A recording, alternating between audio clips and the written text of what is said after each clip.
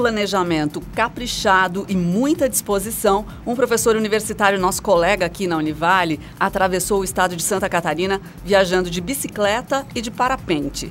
Foram quase 700 quilômetros descobrindo cenários incomuns observados por ângulos exclusivos em apenas 84 horas.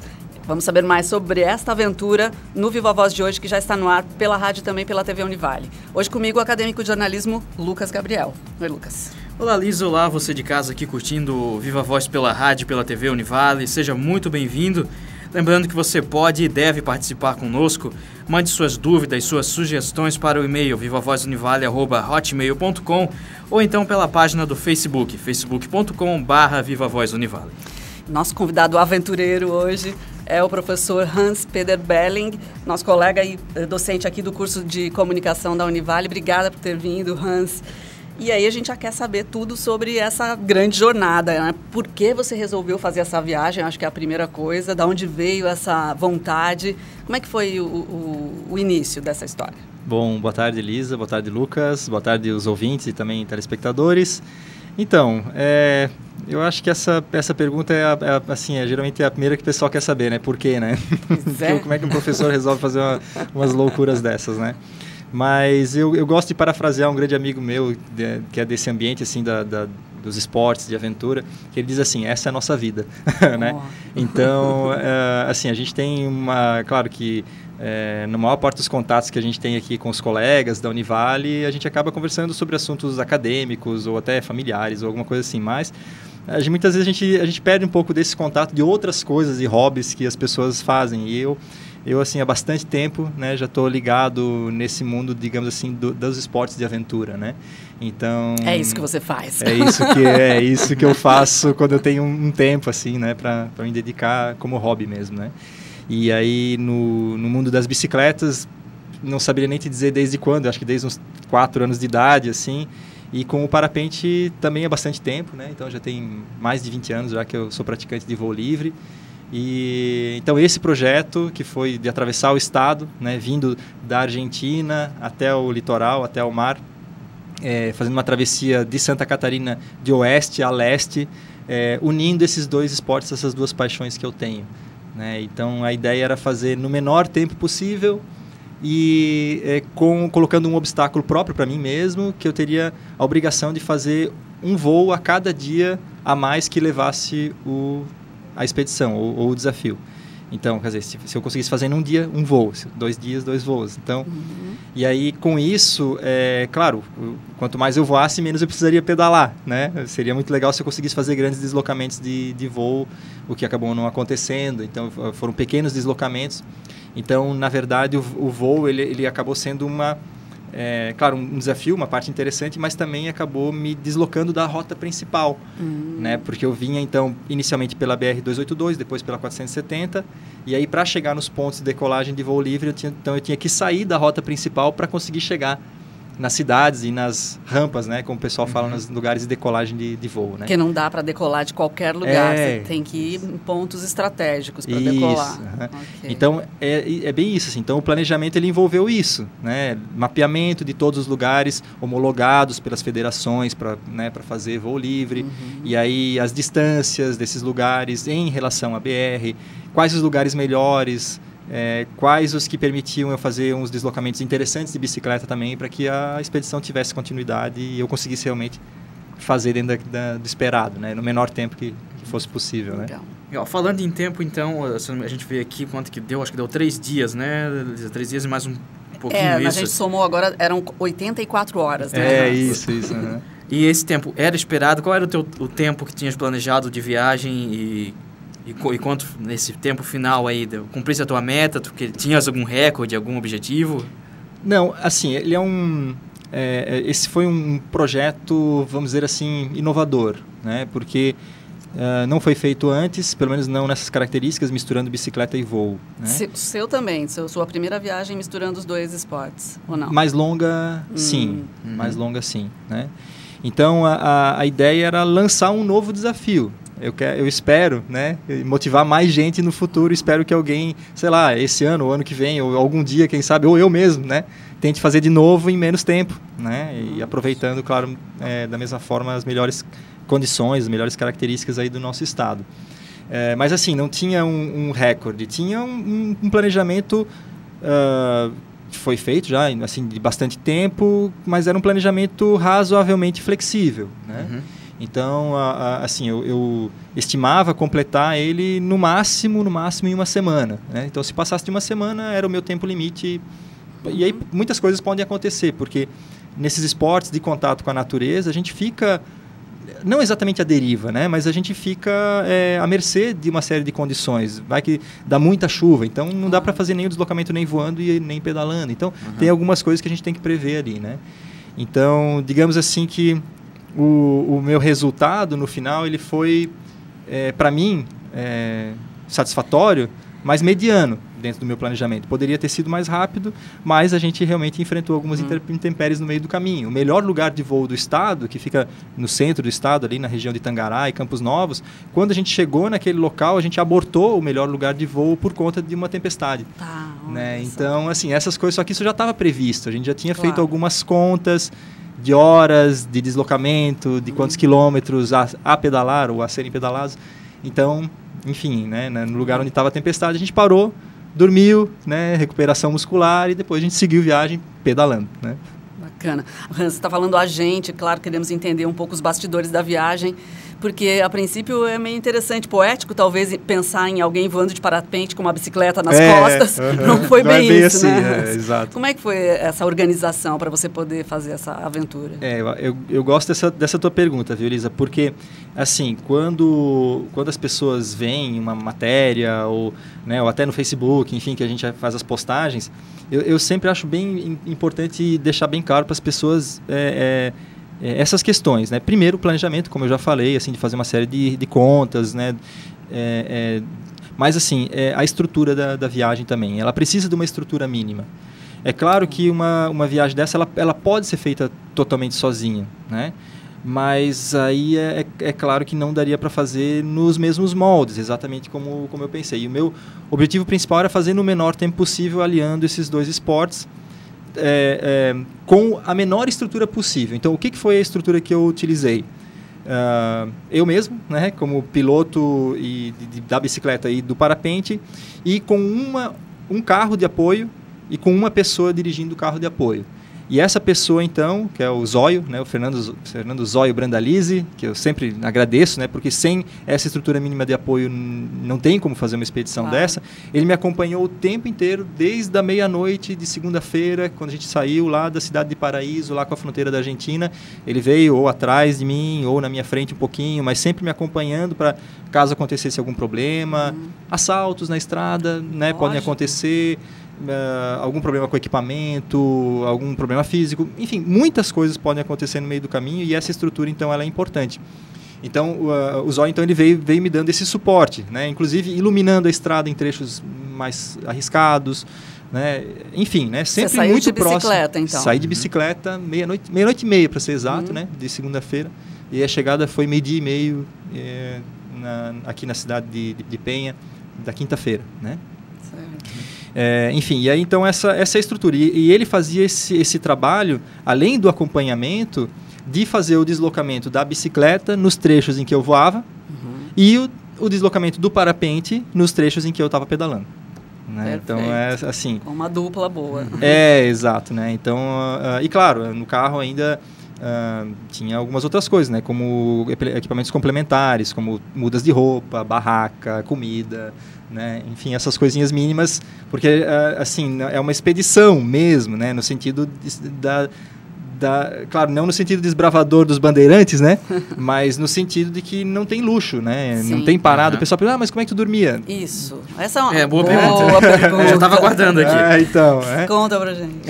Assim, até dormia, assim, a gente parava em alguns pontos, geralmente em postos de gasolina, ou em alguns lugares que oferecem um pouco mais de segurança, e armava acampamento, né? Uma barraquinha simples. Ou seja, não tinha reserva no hotel, nada disso. Não tinha nada disso. E assim, né?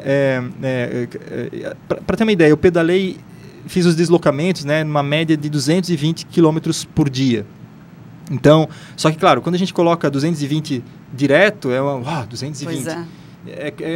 Não dá para fazer uma expedição de 700 quilômetros numa tacada só, fazendo voo e bicicleta. Então, eram trechos controlados. Então, fazia 60 quilômetros, mais 50, mais 60, com pequenas paradas. Às vezes de 1 hora. E aí dormia 1 hora. Certo. Às vezes de 3 horas. Aí dormia 3 horas. E não muito mais do que isso, né? O trajeto inteiro, né? Então... você dormia muito pouco. O tempo todo. O tempo todo. Né? Então, aí por uma série de motivos aí, né, de recuperação muscular e... Claro. Enfim, né, bem focado no objetivo que era completar no menor tempo possível mesmo, né? E nesse tempo, a gente já viu que tinha um objetivo de fazer no menor tempo possível, dava assim para aproveitar a paisagem, para poder observar bem as cidades, até mesmo os trechos da BR, como estavam, deu para aproveitar e fazer essa observação? Dá, mas assim, né, essas rodovias pelas quais eu passei, elas,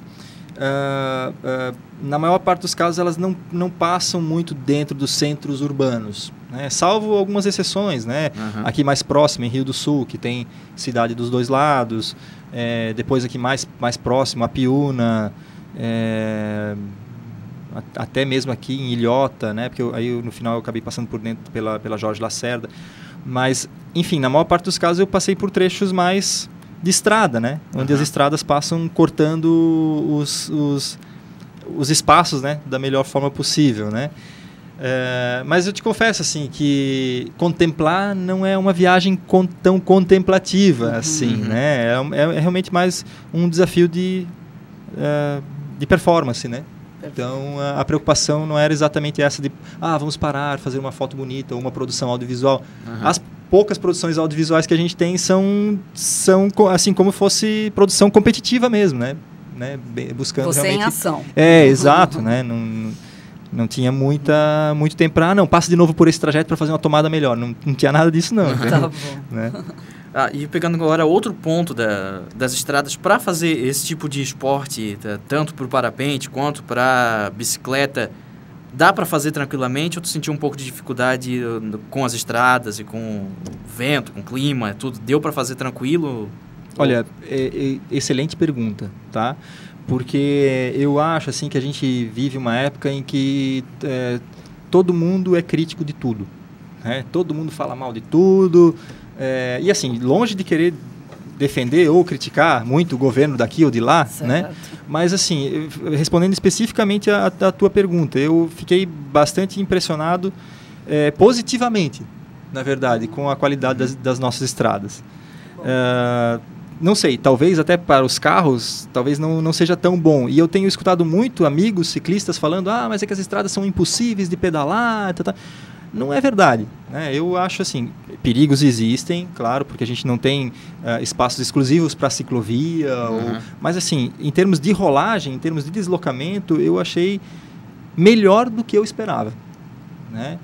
E poucos trechos que eu fui, digamos assim, obrigado a rodar por cima da pista de rolagem. A maior parte eu fiz me deslocando pelos acostamentos e, como eu falei, assim... Você sentiu seguro? Bastante seguro. Mas você tinha iluminação, tinha... Sim. Você estava bem visível. Na maior parte, iluminação própria, né? Com as Sim. lanternas ali de bicicleta, de capacete, enfim, né? Legal. E em alguns poucos trechos, assim, que daí, noturnos mesmo, né? Que eu fiz alguns bons deslocamentos no período noturno, que daí o zóio, né? Ele ia me acompanhando e com o carro, né? Enfim, não, né? São os seus olhos, é o zóio. Isso, o meu carro de apoio, né? Com o motorista. Hans, você voou mais, você pedalou mais? Foi mais parapente ou foi mais bicicleta? Muito mais bicicleta. Olha. E assim, porque o voo livre, assim, só para vocês terem uma ideia, né? No nosso estado, a gente tem lugares excelentes para a prática do voo livre. Em Tangará, por exemplo, onde eu planejava fazer o melhor voo, os voos de recorde local são voos acima de 200 quilômetros, em linha reta de deslocamento. Então, se eu tivesse feito um voo de 80 quilômetros ou de 100 quilômetros, por exemplo, eu economizaria um bom trecho de pedal, né? Mas aí tem uma série de outras coisas que acabam envolvendo, né? Porque esse meu desafio ele tinha que combinar com o meu período de férias, né, que acontece em época de verão, porque eu sou professor universitário, que não é a melhor época de voo livre. A melhor época começa agora, né, que é meia estação. Então, em março é bom, em setembro, em outubro, mas aí são períodos que a gente não consegue sair, né? Então, assim, para mim já foi muito bom que eu consegui fazer os voos que eu esperava, mas não foram voos de alta performance, foram voos pro forma para cumprir o desafio, né, que eu tinha proposto inicialmente. Vamos fazer uma pausa e já voltamos com essa aventura do professor Hans-Peter Belling voando e pedalando aí para Santa Catarina. Já estamos de volta hoje conversando com o professor Hans-Peter Belling. Ele fez uma aventura muito bacana voando e pedalando pelo estado de Santa Catarina, né, Lucas? É isso mesmo. Hans, voltando aqui, então, a gente sabe que não deve ser fácil, assim, vou pegar a bicicleta e estou saindo por aí. Teve um preparo, teve um investimento e tu teve apoio para fazer essa expedição? Essa pergunta é boa, né? Porque, assim, uma coisa que acontece é assim, né? O cara começa num esporte e aí tem um pouquinho de destaque, daí já começa a se achar o Medina, né? O campeão mundial de surf, achando que merece todos os tipos de patrocínio. Então a coisa não funciona bem assim, né? Em nenhum tipo de esporte, ainda mais nesses esportes que não são mainstream, como o futebol, como o voleibol, o tênis, né? Então não tem muitos atletas que conseguem viver do esporte, né? Então no meu caso também é hobby, né? Então assim, eu sou praticante de bicicleta há muito tempo, de parapente também. Eu tenho os meus equipamentos, né? Mas para fazer essa expedição, então, eu entrei em contato com empresas do estado de Santa Catarina que produzem esses equipamentos, né? Então, aqui de Itajaí, que a gente tem a Soul Cycles, né, que então me forneceu uma bicicleta específica só para fazer esse desafio. Em Jaraguá do Sul tem a Sol Paragliders, que é a única fábrica de parapente da América, que também me forneceu um equipamento exclusivamente para fazer esse desafio. Então esses apoios, além do apoio do dia a dia ali da expedição, que é muito importante, mas esses apoios eles também são muito importantes porque eles ajudam a dar um volume, um corpo para um desafio como esse, né? Claro.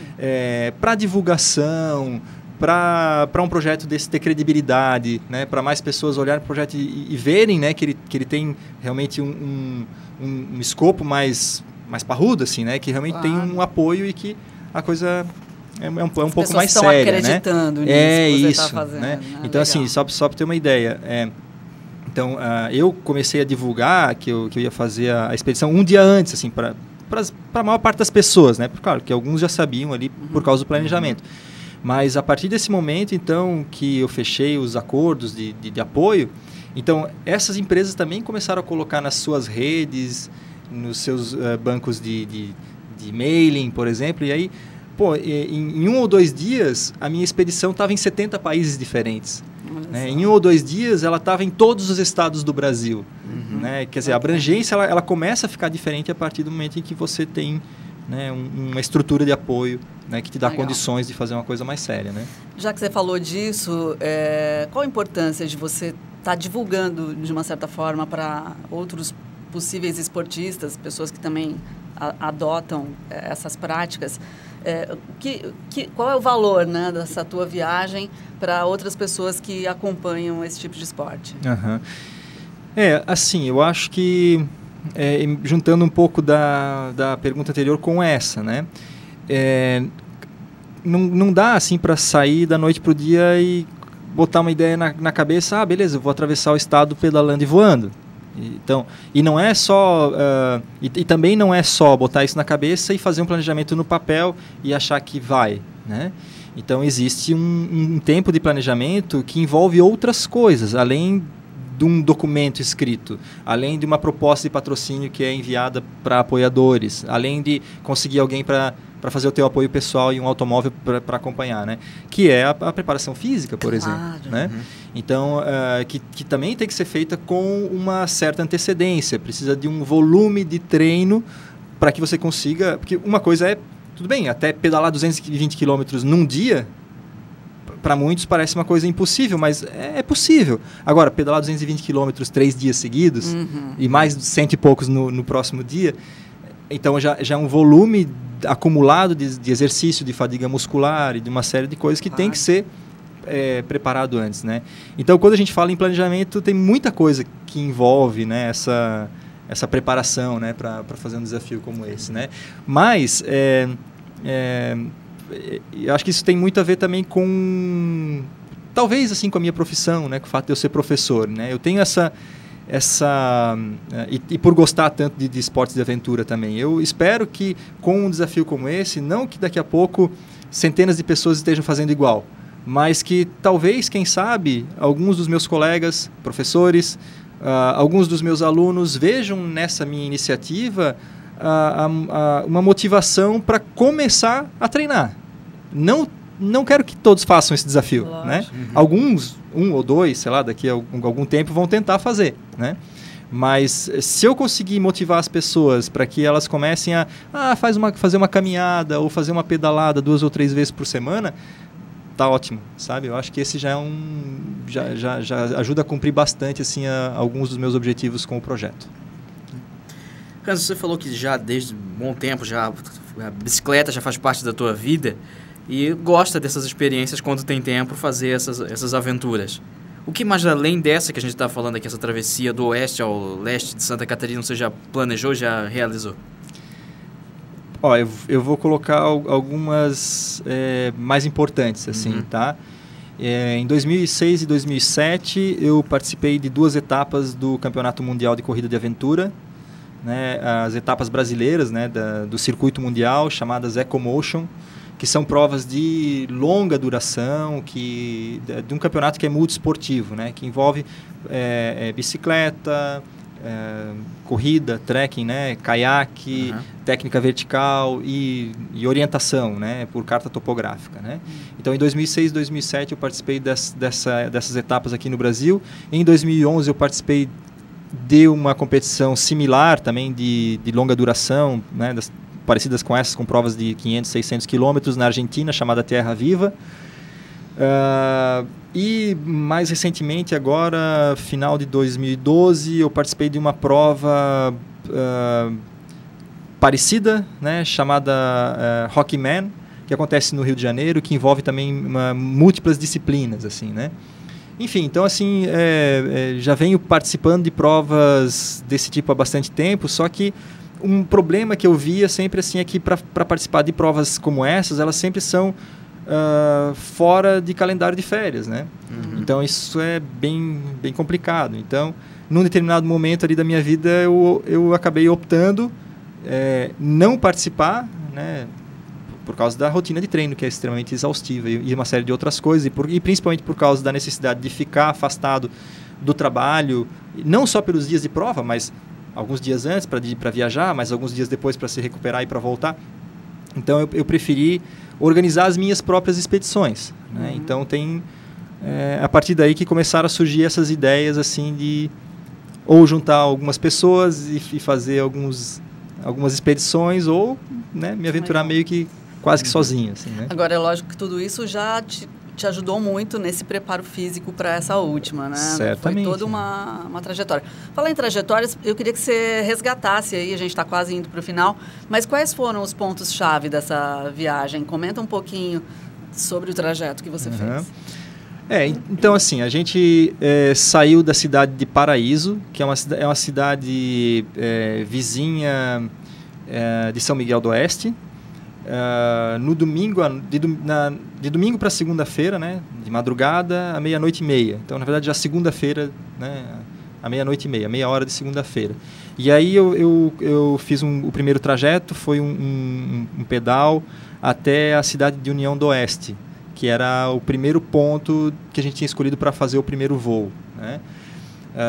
Então, ali em União do Oeste, eu descansei um pouco, dormi umas 3 horas e fiz o meu primeiro voo. Aí a gente saiu de União do Oeste e aí a gente continuou, né, a pedalada e aí a gente foi em direção a Chapecó e a gente dormiu um pouco depois, aí já era, né, à noite, eu dormi um pouco depois de Chapecó, na subida da serra. mas também foi uma dormida rápida, assim, de 2 ou 3 horas, e já continuei a pedalada de novo na madrugada, né? E aí, no segundo dia, a gente foi, então, pedalando até Campos Novos, que daí já fica, assim, quase que no meio do estado, né? Entre Campos Novos e Curitibanos, ali é mais ou menos a metade era mais ou menos prevista a metade do nosso caminho, que era onde a gente pensava em fazer o que seria o melhor voo, em Tangará, que não aconteceu, por causa da chuva. Então, ali a gente foi meio que obrigado a ficar parado mais tempo. Então, eu dormi 4 horas durante o dia mesmo, e a hora que estiou, então, daí a gente continuou a viagem e a gente parou, então, em Curitibanos. Em Curitibanos, eu passei a madrugada, e aí logo cedinho, né, a gente saiu em direção a Rio do Sul, e em Rio do Sul, então, na cidade de Lontras, exatamente, a gente fez o segundo voo, né? Que aí, então, era o final do nosso terceiro dia. E aí, a gente ia dormir em Rio do Sul, só que aí eu resolvi tocar, porque eu estava bem fisicamente, porque ali era um trecho de muita descida, e fui até Blumenau. Olha só. Né? Então, eu ganhei bastante tempo nesse terceiro dia. Então, no que seria o quarto dia, né, que é a última metade, então, eu fiz um voo em Gaspar, completando, então, os voos, e fiz o meu último deslocamento, então, de Gaspar até o litoral, né, completando o percurso na quinta-feira de manhã. Muito legal, isso aí. Hans, então eu não posso deixar de perguntar, já está planejando uma nova viagem? Tem alguma outra ideia, algum outro objetivo que queiras cumprir? Já, certamente, né? Tem vários outros projetos que estão encaminhados, mas esses são segredo. Esses eu não posso contar, né? Então, assim, eu vou antecipar essas outras viagens só quando chegar um pouquinho mais perto, assim, porque daí senão acaba... Tá bom. A gente vai te chamar, não adianta. Então tá bom. Hans, brigadão, parabéns, grande viagem, obrigado. A gente já acompanha, só pelo teu rosto, expressão, deu para ver que foi bacana. Obrigada, a gente conversou com o professor Hans Peder Belling, docente aqui dos cursos de comunicação da Univale, né, Lucas? Isso aí, muito obrigado, Hans, e muito obrigado a você de casa aí curtindo o Viva Voz aqui pela rádio, pela TV Univale. Sinceramente, muito obrigado pela sua companhia. Até a próxima. Valeu!